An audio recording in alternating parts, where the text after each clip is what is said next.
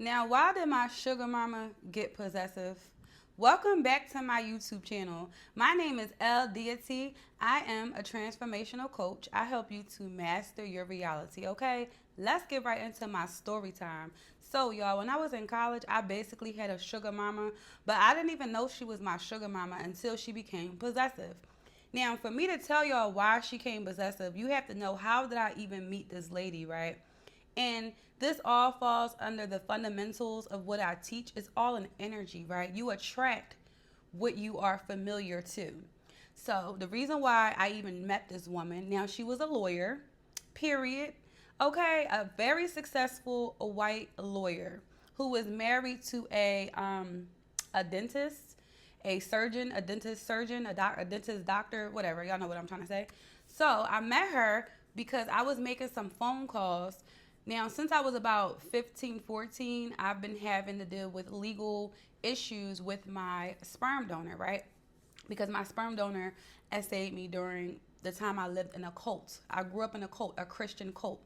So I was looking for a lawyer to represent me because there was something going on. I don't remember exactly what happened now, but I know that whoever was representing me wasn't doing it, correctly. So I called around, found this woman, and she was like, "What's your story? So I can see if I can help you." I guess she already knew she couldn't before she even made me tell the whole story. So at the end of our conversation, she was like, "Well, unfortunately, I don't deal with those type of cases. However, I would like to meet you in person." Now, I had to be about 18 at this point.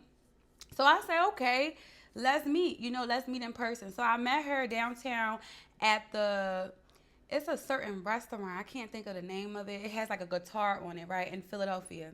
I met her at this restaurant with a big guitar on it. I know somebody gonna know what I'm talking about, whoever's from Philly. Cafe. Yeah, the Rock Cafe. Thank you. I met her at the Rock Cafe. Now, we met, it was, a nice exchange. I just was amazed by like her work ethic, the things she, owned, the materialistic things. Of course, I'm from the projects, I'm from the hood, so seeing this white woman who's successful, I'm like, this is beautiful. Met her, we began to become close. But you see how familiarity breeds contempt. I wasn't aware of the love bombing, of course. And at this moment, she was just divorced from her husband. She had 2 kids though, but she had a lot of money. So she likes to spend money. But I didn't put two and two together that I was being love bombed. So I met her. From there on, she would always take me out. I met her daughter. Her daughter is like a few years older than me, maybe 5 years older than me because she already finished college at this point.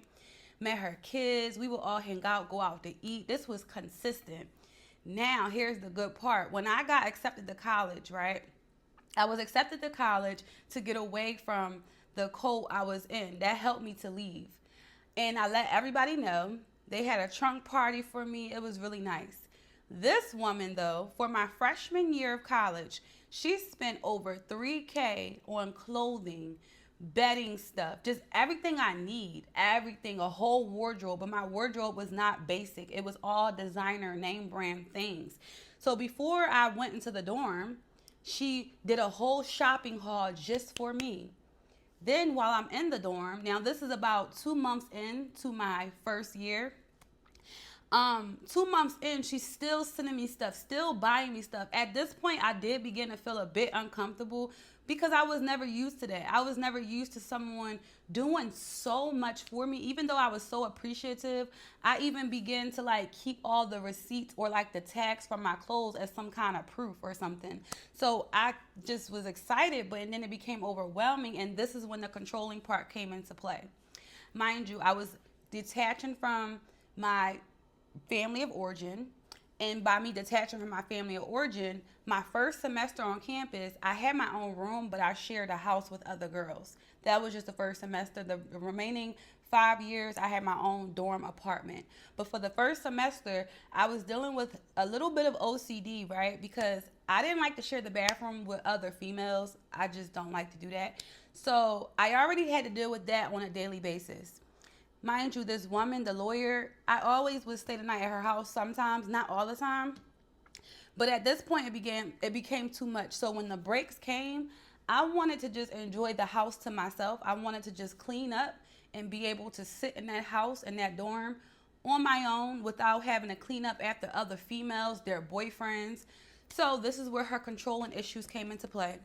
She said, it's the holidays. You're supposed to be with your family, which is me. I'm your family now. I'm taking care of you, right? And she also said for my next semester, she was going to put her name on my loan so that way she can pay for it. Even though I did have half of a scholarship, but it was still like another half that had to be paid. So she was like, I'm going to pay your loans. I'm going to, give you, she was already giving me money, but she was like, I'm going to give you more of an allowance. We're going to get you a job. She just made me feel like she really had me. But now she started to say, during your breaks, you have to come home with me. And I'm like, so the first break was what? Thanksgiving break? I think that was the first one. And I said, listen, I think I did stay with her for one. But the Christmas break, I said, I'm not staying with you. I don't want to. I want to be in my own space, right? And at this time, I was still Hebrew Israelite Christian. I was still, following God and Jesus. So I said, I really am not even into celebrating the holidays. I just want to be alone. And she said, she just got an attitude. She got so angry. And she was like, all that I'm doing for you, you can't come, stay with me. You can't come spend your time with me. I'm like, it's not that. I just want to be to myself because I'm going to have the whole house to myself. I can see you, no problem. But I don't want to have to pack up for a whole week to come stay in your house, right? Anybody else probably would have loved to do that. I didn't mind being at her house at times. Like I said, if I go over there, of course, I'm always going to get something, food. But I'm not easily bought by materialistic things, right? The love bombing, the things she got me for school, I was appreciative because I didn't have anything. But in the same breath, it's not something that can buy me because I have a very strong will. When I say I want to do something, it's for me.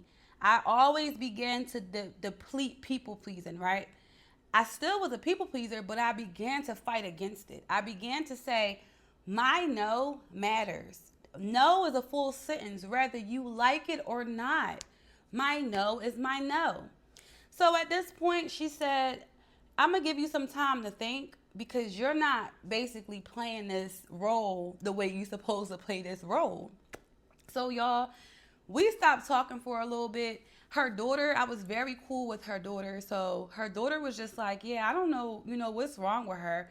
Her daughter was nothing like her. When I would hang out with her daughter, it would just be fun vibes. We would go to different friends' houses, but she wasn't a control freak, right? So at this time, right before my next semester started, the woman, she just cut me off. She said that I was, basically ungrateful. She basically said she doesn't see the point of her spending and her paying for my loans. She mentioned that. She said, why would I pay for your loans if you can't even come spend a holiday with me? And y'all, that was the end of it. Honestly, and I knew that woman before I went to school. I knew her for a couple years already, right? Because I went to college at 22. I went to college at 22 when most people are basically graduating.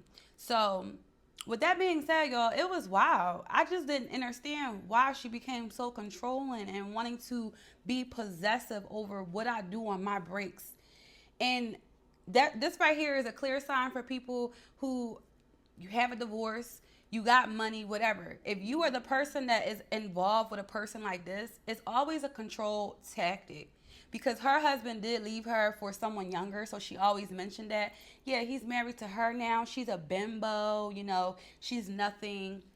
And she showed me their houses. Oh my God, their houses were immaculate. Mansions, mini mansions. She's a fucking lawyer and he was a dental doctor. So y'all, drop y'all comments below. And also, if you are ready to stop people pleasing, I have a Cut and Thrive starter kit. The link is below. Only $22 and it will change your whole reality, okay? I am the transformational coach, L Deity, and I'm out. Peace, love, and darkness. Stay rich, wet, and dangerous, y'all. Deuces.